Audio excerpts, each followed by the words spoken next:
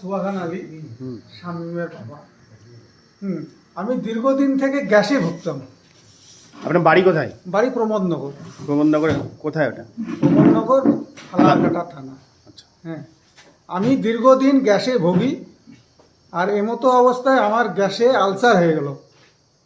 হ্যাঁ, হঠাৎ করে এমন অবস্থা হয়ে গেল, হেপাটাইটিস বি হয়ে গেল। হ্যাঁ, এই মতো অবস্থায় আমার ভাই হজরত সে আমাকে নার্সিংহোমে ভর্তি করলো জলপাইগুড়িতে। আমি দীর্ঘদিন চিকিৎসা করছি, করার পরে এমতো অবস্থায় প্রত্যেক দিন 2-3টে ট্যাবলেট আমার না খাইলেই চলে না।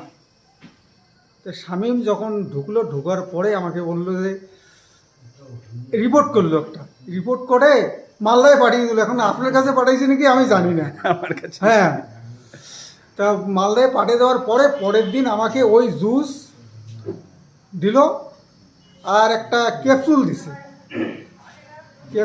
আর একটা মানে ড্রপ দিছে।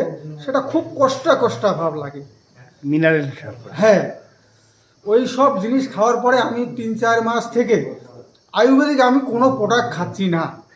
এখন আমি অনেক সুস্থ। বাহ। আমি নিজেই ভালো বলতেছি, অনেক সুস্থ। আমি কোনো প্রোডাক্ট খাচ্ছি না। আমি প্রত্যেক দিন একটা করে গ্যাসের ট্যাবলেট, একটা করে জাইম ট্যাবলেট, এইরকম করে আমি 3-4টে করে ট্যাবলেট খাইতাম। আর আমি যে নার্সিংহোমে ভর্তি হয়ে কয়েকদিন ছিলাম, আশেপাশের লোক আমাকে সবাই জানে। এই অবস্থা। আচ্ছা, তাহলে এখন আপনি সুস্থ আছেন? আমি অনেক ভালো।